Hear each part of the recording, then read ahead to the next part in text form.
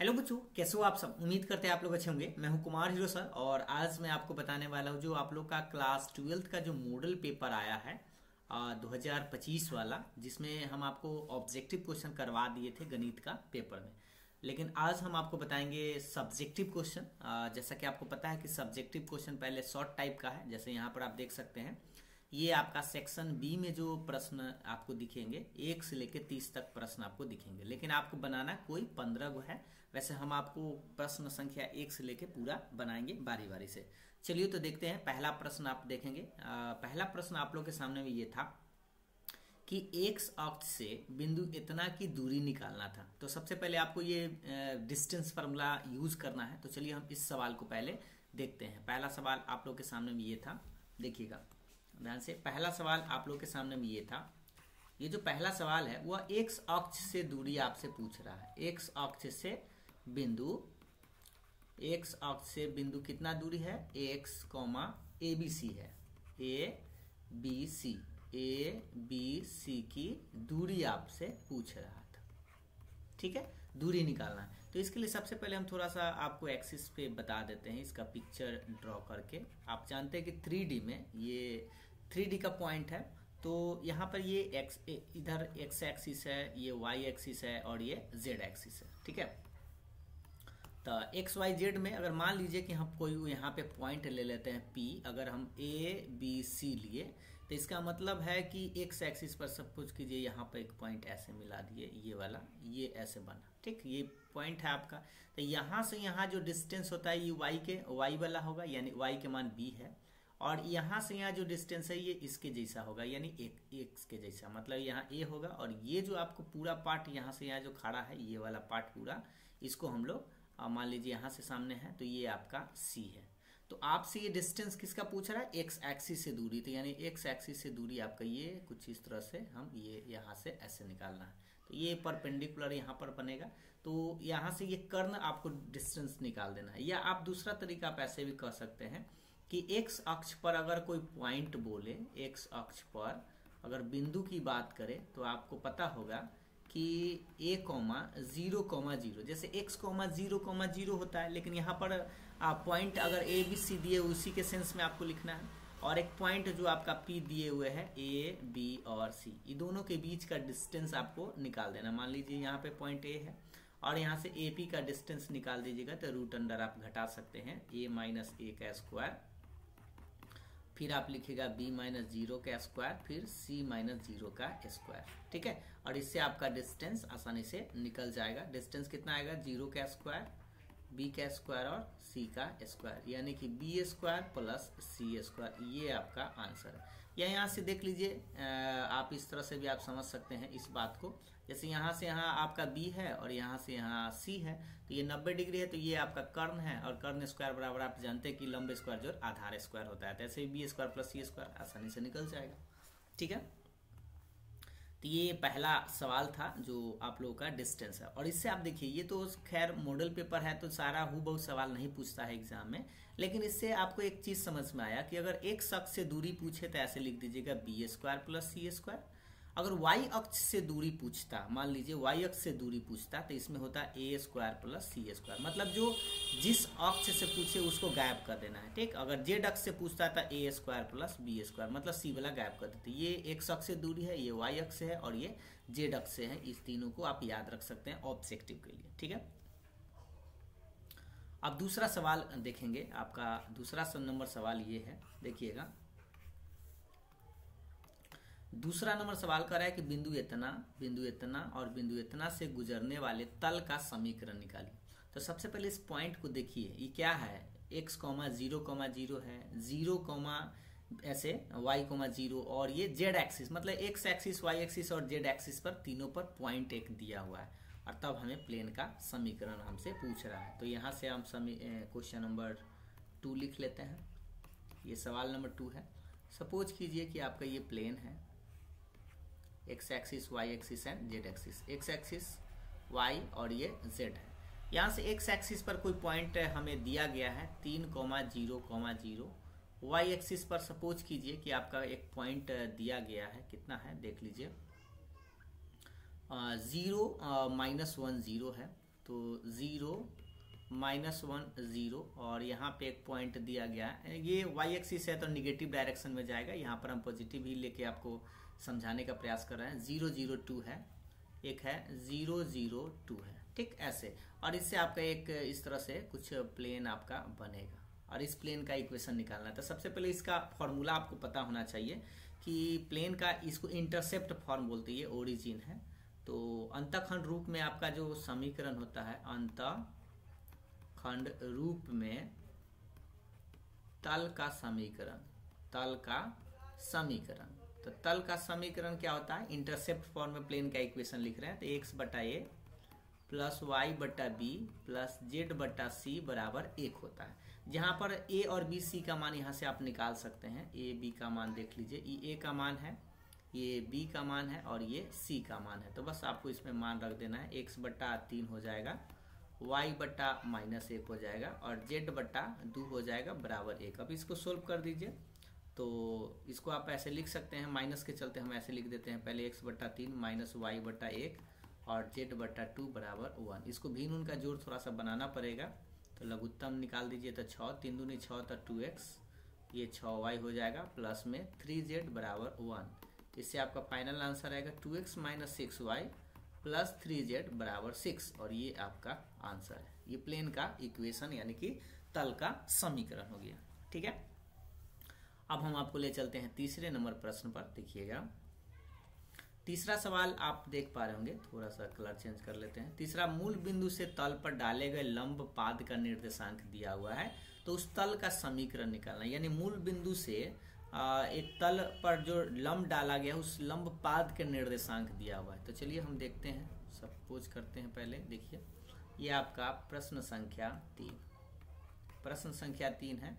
Suppose कीजिए ये आपका एक्सिस है, 3D का ये तीनों सवाल है जो आपको थोड़ा सा टेढ़ा लगा होगा, लेकिन चिंता नहीं कीजिए। 30 सवाल में 15 सवाल ही आपको बनाने हैं, जो आपको आसान लगे उसी को बनाना है। ये एक्स एक्सिस है, ये वाई एक्सिस है, जेड एक्सिस है। एक प्लेन बना लेते हैं। एक प्लेन मान लीजिए ये एक प्लेन है, ठीक है। और प्लेन है तो यहाँ से ये ओरिजिन है, ओरिजिन से इस पर एक परपेंडिकुलर यानी कि लंब जो डालते हैं, ये मूल बिंदु से दूरी कहलाता है। तो दूरी जो है, यहाँ पर एक पॉइंट दिया गया है, लंब पाद कितना दिया गया है, एक बार पॉइंट हम आपको दिखा देते हैं। पॉइंट दिया गया है 2 - 1 3 है, 2 - 1 3 है, 2 - 1 और 3 है, ये पॉइंट दिया गया यहाँ। तो यहाँ तो आप जानते हैं कि 0 0 0 होता है ओरिजिन से। तो आपको पहले करना क्या होगा, प्लेन का इक्वेशन निकालने के लिए आपको याद होगा, पहले हम आपको यहाँ पर लिख देते हैं। मूल बिंदु से दूरी आप निकाल सकते हैं, प्ले इक्वेशन ऑफ लिख देते हैं पहले फार्मूला, या हिंदी में ही लिखते हैं। देखिए, समतल का समीकरण लंब रूप में या अभिलंब रूप में, अभिलंब रूप में भी समतल का समीकरण आप लिख सकते हैं, यहीं लिख देते हैं। अभिलंब रूप में समतल का समीकरण क्या होता है, इसका फॉर्मूला होता है vector r dot n cap बराबर p। ये हम आपको बताए थे समीकरण 1। मान लीजिए इस फॉर्मूला में मान आपको बैठाना होगा। तो इसके लिए सबसे पहले वेक्टर n चाहिए, लेकिन यहाँ से अगर आप इस वेक्टर को देखेंगे, कलर को करते हैं चेंज, इस वेक्टर को अगर आप देखेंगे तो इससे आपका वेक्टर n निकलेगा। तो n क्या है, इसमें i j के सटा दीजिएगा, तो 2i cap minus j cap और प्लस में 3k कैप, क्योंकि बाद वाला पॉइंट में से अगर पहला वाला पॉइंट को घटा के वेक्टर निकाले तो भी इतना आएगा। और इससे आपका n मोड निकालना होगा। पहले मोड निकालेंगे तो √2 के स्क्वायर प्लस -1 के स्क्वायर प्लस 3 का स्क्वायर होगा, यानी 4 + 1 + 9 9 4 13 1 14 आ जाएगा। तो इससे आपका n कैप निकल सकता है। n कैप जब निकालेंगे तो वेक्टर n बटा होता है मोड ऑफ वेक्टर n, यानी कि जो 2i - j प्लस में 3k कैप और बटा में √14। तो इससे आपका n कैप निकल गया, ठीक। अब हमें p मतलब मूल बिंदु से दूरी निकालना होगा। तो मूल बिंदु से दूरी जब निकालेंगे, यानी p जो होगा √, देखिए मूल बिंदु से दूरी मतलब यहाँ से आपको दूरी निकालना है। जैसे ये जो आपका मूल बिंदु यहाँ से यहाँ है, इसका दूरी निकालना है। तो 2 पॉइंट दिया हुआ, दूरी सूत्र आप जानते हैं कि आसानी से आप इसका लिख सकते हैं। दूरी सूत्र मतलब पॉइंट वाला बाद वाला में से पहले वाला घटा के, तो 2 - 0 का स्क्वायर फिर -1 -0 का स्क्वायर और 3 -0 का स्क्वायर। दो गो बिंदु के बीच की दूरी इससे निकाल दी, यहाँ से यहाँ दूरी। ठीक, अब इससे ये निकल जाएगा रूट कितना, 2 का स्क्वायर -1 का स्क्वायर और 3 का स्क्वायर। तो ये आ जाएगा 4 + 1 + 9, 9 4 13 1 14 ही आएगा। यानी कि अब जो फार्मूला हो जाएगा समीकरण 1 से आप मान को रख दीजिए। समीकरण 1 से क्या था, vector r dot n cap बराबर p। अब यहाँ से वेक्टर r तो रहेगा, n कैप का मान हम निकाल के लाए थे 2i cap -j cap plus में 2k कैप नहीं 3k कैप और बट्टा में √14 और बराबर के मान p के मान है √14। अब इससे आप गुना कर दीजिए तो vector r dot 2i cap -j cap plus 3k cap बराबर ई √14 में √14 से तो सीधा 14 और ये आपका आंसर हो गया। ये हुआ आंसर। ये वेक्टर फॉर्म में, अगर मान लीजिए इसी को कार्टेशियन फॉर्म में अगर आप कोई लिखना चाहे तो इसको कार्टेशियन फॉर्म में हम ऐसे लिख सकते हैं x - y प्लस 3z बराबर 14। करते क्या है, i j k के जगह पर x y z रख देते हैं। या आप जानते हैं कि वेक्टर r का मान जो होता है xi cap plus yj cap plus z के कैप के बराबर होता है। इसमें आप गुना करेंगे तो ये आपको समीकरण मिल जाएगा। ठीक है, ये आपका आंसर है। वेक्टर फॉर्म में रहे तो इतना लिख दीजिएगा, कार्टेशियन में रहे तो इतना लिखिएगा। ये थोड़ा सा आपको तीनों जो प्रश्न था वो तीनों 3D का ही सवाल था। अब हम आपको ले चलते हैं सवाल नंबर 4। और हाँ, यहाँ से ये प्रोबेबिलिटी का सवाल है। ये सब आपको बड़ी आसान लगेगा क्योंकि इसमें जो है 3D में थोड़ा सा सवाल आपको मुश्किल लग सकता है क्योंकि उतना आप अगर प्रैक्टिस नहीं किए हैं तो आपको भारी लगेगा। देखिए A और B दो घटनाएं इस प्रकार है कि PA का मान दिए हुए है, PB दिए हुए हैं, इंटरसेक्शन दिए हुए हैं, तो निम्नलिखित को ज्ञात करना है। तो सबसे पहले एक बार देख लीजिए क्या क्या दे। PA 1/2 है, PB 1/3 है और इंटरसेक्शन 1/4 है। ठीक है, तो ये आपका 4 नंबर सवाल है। सवाल नंबर 4 क्या दिया है, PA का मान दिया गया है 1/2, PB दिया गया है 1/3 और PA इंटरसेक्शन B दिया गया है 1/4। ये जो दिया गया था उससे हम लिख दिए। अब हमें पहला सवाल क्या पूछ रहा है, चलिए सवाल को देखते हैं। ये देखिए 4 नंबर है, 4 का सवाल हमें यहाँ से मिलेगा। सवाल ये देख लीजिए, आपसे ये सवाल है, थोड़ा सा कलर चेंज करके बताते हैं। ये सवाल है पहला PA'/B और दूसरा है दोनों पर डैश PA'/B'। ठीक है, तो चलिए हम आपको इसको लिख के बताते हैं। देखिए पहला सवाल हमें पूछ रहा था PA'/B और दूसरा सवाल जो हमें पूछ रहा था PA'/B'। ठीक है, देखिए सबसे पहले हम निकालेंगे पहला सवाल का सॉल्यूशन करेंगे। तो पहला सवाल हमें पूछ रहा है PA'/B, तो इसको हम ऐसे लिख सकते हैं A' इंटरसेक्शन B और बटा में लिखेंगे PB। ठीक है, इस अथी के अनुसार। अब इसका मान आप कैसे निकालेंगे, तो सबसे पहले आप क्या करिए, A' इंटरसेक्शन B का मान निकालने के लिए आपको पहले A' पता होना चाहिए। ठीक ना, तो इसको हम थोड़ा सा और बेहतर ढंग से लिख देते हैं। देखिए इसको हम ऐसे लिख सकते हैं, इसका फॉर्मूला आप चाहे तो ऐसे लिख सकते हैं PB माइनस होता है P इंटरसेक्शन B। ठीक है, और बटा में आप लिखेंगे PB और यहाँ से आप मान रख के निकाल सकते हैं। या देखिए इसको भाग दे देंगे तो कट जाएगा, तो 1 माइनस PA इंटरसेक्शन B और बटा में PB। अब ये कैसे लिखे हम थोड़ा सा आपको समझा देते हैं। देखिए ये आप पढ़े होंगे, एक फार्मूला हम आपको, डैश का मतलब क्या होता है, 1 में से P घटाते हैं, ऐसे ये फार्मूला आपको याद होगा। तो यहाँ पर वही सेंस आप लगा दीजिएगा कि यहाँ पर एक डैश है। ठीक है, एक ही पर डैश है, तो इसके चलते हम डायरेक्ट ऐसे लिख सकते हैं 1 माइनस PA/B ऐसे, और 1 के 1 रहेगा, PA/B मतलब इंटरसेक्शन और बटा में PB। यहाँ से आप डायरेक्ट इसमें मान बैठा दीजिए, या आप इस प्रोसेस से बना सकते हैं या ऐसे निकाल सकते हैं। 1 इंटरसेक्शन का मान 1/4 है और PB का मान हमें दे दिया गया है। देख लीजिए PB का मान कितना है, 1/3। तो 1/3 रखेंगे, तो 1 माइनस ये उलट जाएगा तो 3/4 हो जाएगा, भिन्न का घटाव बना देंगे तो 1/4 आपका आंसर है। ठीक, यहाँ इधर से भी आप बात एक ही है, जब यहाँ तक आ गए तो वही सेम चीज आप ऐसे कर सकते हैं। तो ये जो फार्मूला हम कैसे लिखे हैं, ये जो PA' बराबर, ये भी तो आपको हम बता देते हैं। नहीं तो ये सिंपल सा ये जो प्रोसेस है इसे लगा दीजिएगा, नहीं तो इसके बाद ये जो कैसे लिखा गया ये बताते हैं। देखिए थोड़ा सा जान लीजिए। ए डैश इंटरसेक्शन बी का मतलब होता है बी है और ए नहीं है, मतलब डैश मतलब नहीं है, तो जो होता है है उसमें से हम इंटरसेक्शन घटा देते हैं। जैसे अगर मान लीजिए ऐसे रहता पी ए इंटरसेक्शन बी का डैश, मतलब इस बार पी ए है, मतलब पी ए में से इस बार हम इंटरसेक्शन घटाते ए इंटरसेक्शन बी।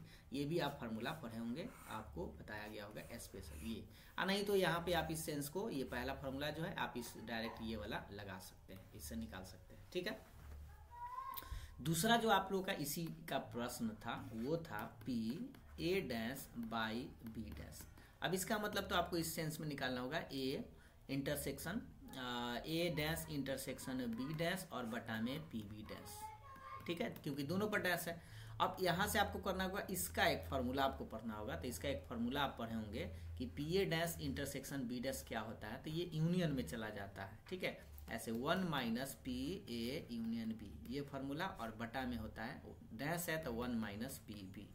यहाँ से आप इसको मान निकालना होगा, और यूनियन का मान तो आपको पता नहीं है, इसलिए पहले आप यूनियन निकाल सकते हैं। तो यूनियन हम थोड़ा सा निकाल देते हैं प्रश्न से। देखिए, या आप यहीं पे मान रख ही दीजिए P A plus P B minus में इंटरसेक्शन, इसका मान दिए हुए था।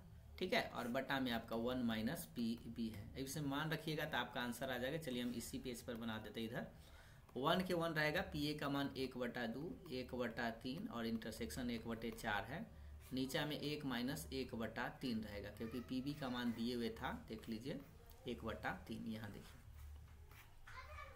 अब इसको थोड़ा सोल्व करना पड़ेगा, तो इसको भी नून का घटाव पहले अंदर बना लीजिए। 4 दूना 4 3 12 12 हो गया, तो 6 प्लस में 4 माइनस में 3 और बटा में आपका 2/3 आ जाएगा। ये 1 माइनस 6 4 10 में से 3 घटेगा तो 7/12 बटा में 2/3 रहेगा। ये घटाएंगे तो 5/12 बटा 2/3 कटेगा तो 4 बार में, यानी कि 5/4 दूनी 8 आपका आंसर आ जाएगा। ठीक है, इसको थोड़ा सा कैलकुलेट आप खुद से भी कर सकते हैं, जोड़ घटाव कर लीजिएगा। नहीं तो पहले आप क्या करिएगा, यूनियन का मान पहले अलग निकाल के यहाँ से रख के निकाल सकते हैं। ठीक है, ये थोड़ा सा प्रश्न जो है आपको डिफिकल्ट टाइप में दिया है, ताकि आप थोड़ा बढ़िया से पढ़ पाए। 4 नंबर हो गया, 5 नंबर पर चलते हैं। दोनों हो गया, 5 नंबर देखिएगा। 5 नंबर कह रहा है कि एक यादृच्छिक चर x का प्रायिकता बंटन निम्नलिखित है। प्रायिकता बंटन ये दिया हुआ है, ठीक है, और इससे आपको k का मान निकालना है और बंटन का माध्य भी निकालना है। तो देखिए, प्रायिकता बंटन कब होता है, जब ये जो प्रायिकता आपको दिख रहा है, इस सब को प्रायिकता का योग किसके बराबर आता है, 1 के बराबर आता है। तो यहाँ पर हम वही नियम लगाएंगे कि सभी प्रायिकताओं को जोड़ेंगे और 1 के बराबर लिख के उससे k का मान निकाल देंगे, और उसके बाद सब k का मान रख के माध्य निकाल देंगे। चलिए हम आपको ले चलते हैं इस प्रश्न को। यहाँ पर आधा 1 1.5 और 2 है, ठीक ना। तो ये आपका सवाल नंबर 5 है, सवाल नंबर 5। ठीक, पहले प्रायिकता बंटन दिया गया है, प्रायिकता बंटन जो है वह दिया गया है, उसको हम थोड़ा सा लिख लेते हैं यहाँ पे, ताकि आप इस बात को समझ पाएं। ये x है और ये px है। यहाँ पे 1 है, नहीं 0.1 है, पहले 0.5, फिर 1 है, फिर आपका 1.5 है और फिर आपका 2 है। ठीक है, और प्रायिकता अथी देख लीजिए, और एक 1.5 है, हाँ 1.5 है, 4 गो है, 4 गुना है। ठीक है, k स्क्वायर 2k स्क्वायर और k है, k है, k स्क्वायर है, 2k स्क्वायर है और फिर k है। तो ये तो हम क्वेश्चन उतार लिया अभी। अब चलिए अब इसी से सॉल्यूशन करेंगे। तो सबसे पहले आप जानते हैं, चूंकि जो सिग्मा px होता है, यानी प्रायिकता को जोड़ते हैं, सबको जब जोड़ेंगे इस सबको, तो कितना के बराबर आता है, 1 के बराबर आता है। अब सबको जोड़ दीजिए, तो k plus k square plus 2k square plus k बराबर कितना लिखिएगा, 1 लिखिएगा। सभी प्रायिकताओं का योग कितना होता है, 1 होता है। अब इससे आपको समीकरण बनाकर k का मान निकालना होगा।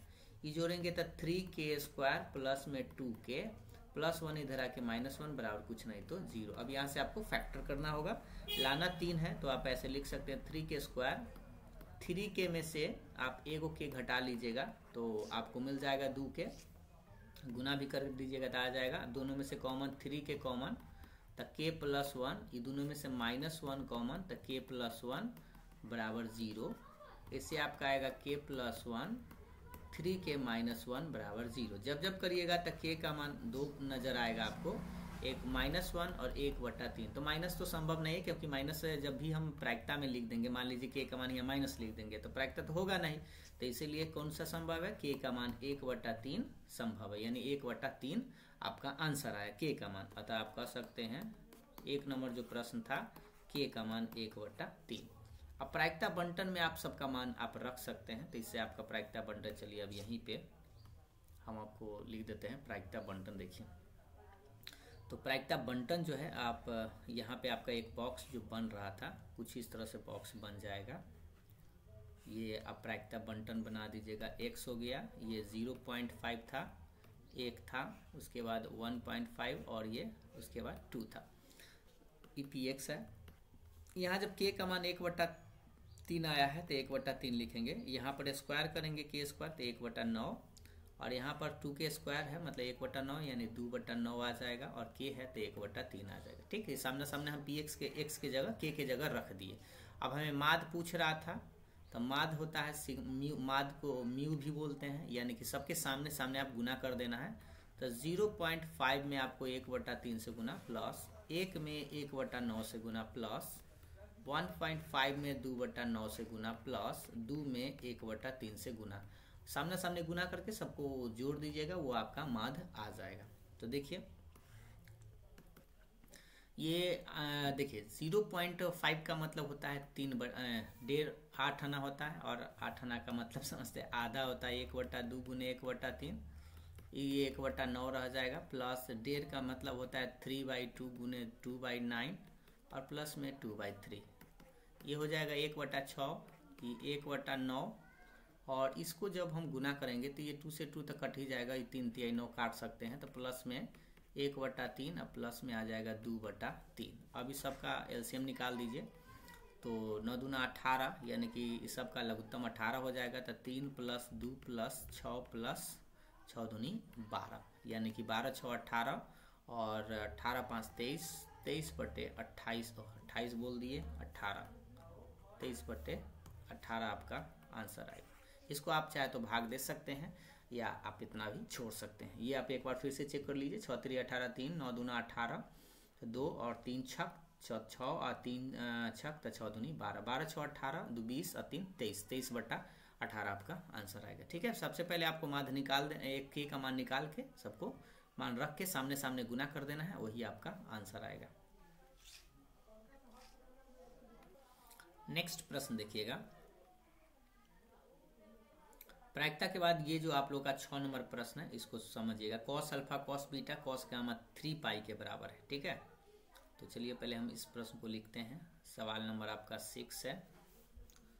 सवाल नंबर 6 है कि cos alpha cos inverse alpha plus cos inverse beta plus में कॉस इनवर्स गामा का मान कितना है, 3 पाई है। ठीक है, तो आपसे पूछ रहा है किसका मान, तो पूछ रहा है आपसे alpha into beta plus gamma plus gamma into beta plus alpha हो सकता है, प्लस में अल्फा बीटा। यहाँ पे हम थोड़ा सा उल्टा लिख दे, एक बार देख लेते हैं प्रश्न को क्या है।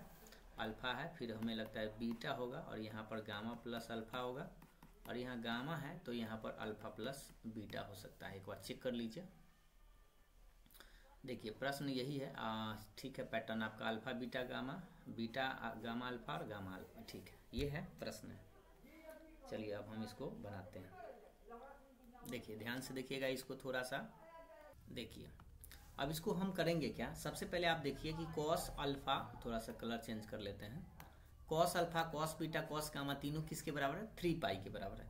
तो यहाँ पर आपको सेंस थोड़ा सा लगाना है कि कॉस आप जानते हैं कि कॉस इनवर्स अल्फा का मान मतलब कॉस इनवर्स एक्स का मान जो है वह 0 से बड़ा होता है या 0 के बराबर होता है, और पाई से छोटा या पाई के बराबर, क्योंकि इसका रेंज जो आपको बताया था कुछ इस तरह से 0 से लेके पाई तक आपको बताया था। ठीक, यानी मैक्सिमम मान इसका पाई हो सकता है, मिनिमम इसका 0 हो सकता है, लेकिन ये तीनों का मान तीनों कॉस ही है, जोड़कर 3 पाई आना चाहिए। मतलब इसका भी पाई होगा, इसका भी पाई होगा, और इसका भी पाई होगा।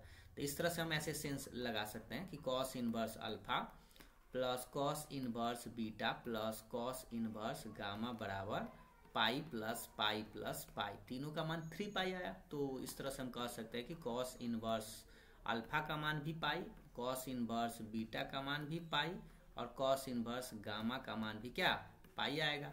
तो तीनों से मान जब निकालिएगा तो कॉस अल्फा बराबर आ जाएगा कॉस पाई, और बीटा बराबर भी कॉस पाई, गामा बराबर भी कॉस पाई। तो इसे निकाल देते, इधर हम लिख ही देते हैं अल्फा बराबर बीटा बराबर गामा, तीनों को बराबर, या एक लिख देते पहले, कितना आएगा -1। कॉस पाई का मान कितना होता है -1। तो इस तरह से कहेंगे अल्फा बराबर बीटा बराबर गामा, तीनों का मान कितना आया -1, और लास्ट में इसको रख देना है। अब इस पर लिख के तो -1 -1 -1, फिर -1 और -1 फिर -1 रख के इसका मान निकाल दीजिए। तो -2 ये आपका माइनस हो जाएगा, थोड़ा सा इसको चेक कर लीजिए। ये आपका आएगा -2, फिर -2, अब गुना कर लीजिए तो ये माइनस माइनस प्लस प्लस कितना टोटल हो जाएगा 6, और ये आपका आंसर है। ठीक है, यहाँ पर थोड़ा सा दिमाग लगाना था कि तीनों को जोड़कर 3 पाई के बराबर था, इसलिए जो है इस मैक्स का मैक्सिमम मान पाई होगा, और इससे तीनों का मान पाई ही होगा। तो अल्फा बीटा गामा का मान तीनों से निकालेंगे तो -1 आएगा, और -1 आपको तीनों का मान रख देना था। देखिए 6 नंबर हो गया। अब हम ले चलते हैं 7 नंबर प्रश्न की तरफ। ये देखिए 7 नंबर प्रश्न आप लोग के सामने में ये है, tan इनवर्स -1/√3। 7 नंबर देखेंगे, 7 नंबर है tan इनवर्स -1/√3 प्लस उसके बाद है cot inverse 1/√3, cot inverse 1/√3, cot inverse 1/√3। ये सब सवाल हमें लिख लेना चाहिए था पहले से, तो समय थोड़ा बच जाता है। समय इसमें ज़्यादा लगता है थोड़ा सा इधर उधर करने में। tan inverse sine, tan inverse देखिए tan इनवर्स और साइन में माइनस में π/2 है, कुछ इस तरह से ये प्रश्न है। एक बार देख लेते हैं। प्रश्न आपका ये था, बीच में प्लस है और इससे आपका मान आपको निकालना था। ठीक है, ये प्रश्न है आपका 7 नंबर, इसका मान निकालना है। तो सबसे पहले देखिए कि tan निगेटिव तो लेता है, तो मतलब माइनस बाहर आ जाएगा, तो tan इनवर्स 1/√3 इसको लिख सकते हैं। और ये तो पॉजिटिव है, तो इसमें आपको टेंशन लेने की जरूरत है नहीं। ये देखिए, इसको थोड़ा सा समझिए। tan इनवर्स ये साइन माइनस में अगर पाई है तो साइन इसका मान कितना माइनस बाहर फेंक देता है, तो साइन क्योंकि लेता नहीं है तो माइनस फेंकेगा, तो साइन π/2 का मान 1 होता है, मतलब 90 है। ठीक है, अब इस सब का मान लिख सकते हैं कि क्या डिग्री का मान होता है √3, तो 30 डिग्री का, और 30 को हम लिखते हैं π/6। और ये 1/√3 कॉट में किसके बराबर होता है, तो ये होता है 60 का, 60 मतलब π/3, और ये प्लस माइनस फिर बाहर आ जाएगा, ये लिखेंगे -π/4। अब इस सबको भिन्न उनका जोड़ घटाव बना दीजिए, तो लघुत्तम आप 12 लिखेंगे, 6 दूनी 12, तो माइनस में 2 पाई, 3 चौका 12, तो 4 पाई, 4 तिहाई तो यानी 3 पाई, 3 दू 5 हो जाएगा, यानी -π/12 आपका आंसर आएगा। ठीक है, इसको तो थोड़ा सा आप जोड़ घटाव कर सकते हैं, इसमें कोई दिक्कत नहीं है। ये -1 कैसे आया, क्योंकि साइन 90 का मान हम 1 जानते हैं, -12 हो जाएगा। पाई 45 डिग्री का होता है, और ये आपका 30 डिग्री का होता है, और ये 60 डिग्री का होता है। तो यहाँ से आप कैलकुलेट कर सकते हैं, जोड़ घटाव आप कर लीजिएगा। ठीक है, अब आपको ले चलते हैं अगले नंबर प्रश्न की तरफ। 8 नंबर देखेंगे। 8 में cos tan इनवर्स x है, तो पहले हम लिखते हैं सवाल number 8, cos tan inverse x बराबर साइन cot इनवर्स है, साइन, और cot इनवर्स है एक, देखिएगा cot इनवर्स है 3/4। ठीक है, 3/4, और तब आपसे x का मान निकालने के लिए कह रहा है। तो सबसे पहले करिएगा क्या, देखिए थोड़ा सा आप दिमाग लगाइए कि ये cos में है और ये tan में है, तो कटेगा नहीं। ये साइन में है और ये cot में है, तो भी कटेगा नहीं। तो आपको करना क्या है कि इस tan को cos में बदल देना है, या छोड़िए पहले इसको हम छोड़ देते हैं, राइट वाला को बदलिए, ये सिंपल सा अंक वाला है, तो ये साइन छोड़ दीजिए, ये cot को हम tan में साइन में ले जाते हैं। थोड़ा सा इसको हटाइए, पहले इसको हम किस में ले जाते हैं, साइन में। तो साइन में ले जाएंगे तो जानते हैं ये p होता, ये b है और ये p है। ठीक है, क्या लिख दिए, एक सेकंड, दोनों एक ही चीज लिख दिए।